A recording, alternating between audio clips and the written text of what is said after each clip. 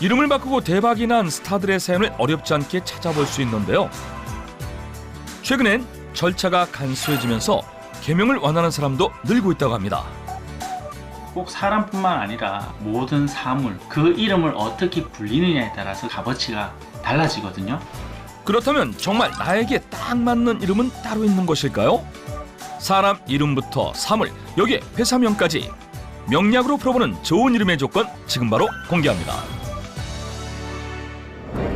대구광역시 한 철학원.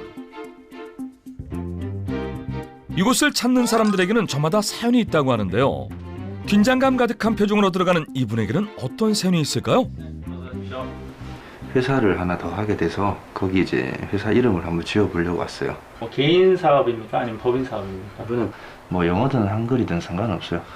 회사 같은 경우는 그 생년월일시를 누구 위주로 보냐면 대표자 위주로 보죠.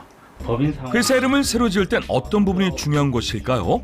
이게 또 사업은 첫 번째가 재물이에요. 그래서 재물복이 따르는 상호가 첫 번째로 들어가야 되는 부분이고, 대표자의 이름과 생년월일로 사주를 풀이.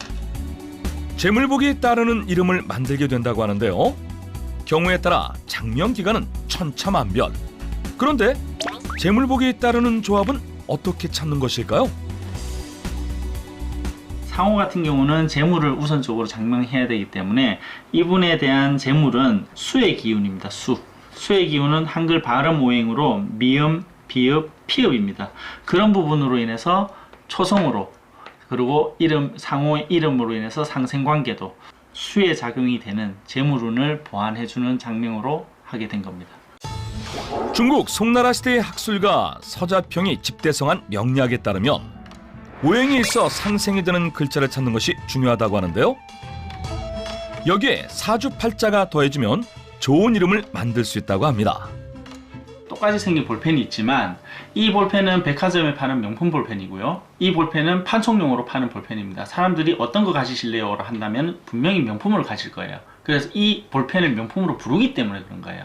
근데 가품이라 하지 않고 이것 또한 명품이라 한다면 이것 또한 사람들이 가지려고 할 거라는 거죠. 물건도 어떻게 불리느냐에 따라서 그 값어치가 달라질 수 있다는 거죠. 불리는 명칭에 따라 그 결과는 천차만별이라고 하는데요. 이름은 마음에 드시나요? 이게 이름을 받아보니까 부르기도 쉽고 기억하기도 쉬운 이름이 나와서 앞으로 잘 될 것 같습니다. 안녕하세요. 네, 어서 오세요. 이곳에서는 개명뿐 아니라 남다른 고민도 들어준다는데요. 근래에 알게 된 친구가 있는데 그 궁합 한번 보려고 왔어요. 태어난 생년월일과 이름을 통해 알아볼 수 있다는 궁합. 그렇다면 천상배필인 궁합은 무엇이 맞아야 할까요? 나와 상대자가 합이 드느냐, 서로 상충이 되느냐, 뭐 그런 부분을 봤을 때 합이 되면 가장 좋죠. 근데 그것만 봐서는 될 게 아니라 옆에 있는 년, 월, 그리고 시, 어떤 부분이 조합이 잘 되어 있는지도 합이 들어야 되는 부분이고요. 사람마다 타고난 팔자가 있기 마련. 하지만 잊어선 안 될 부분이 있다고 합니다. 오늘 먹고 살아갈 수도 있는데 이 남자분은 좀 자기 주장은 좀 강하다.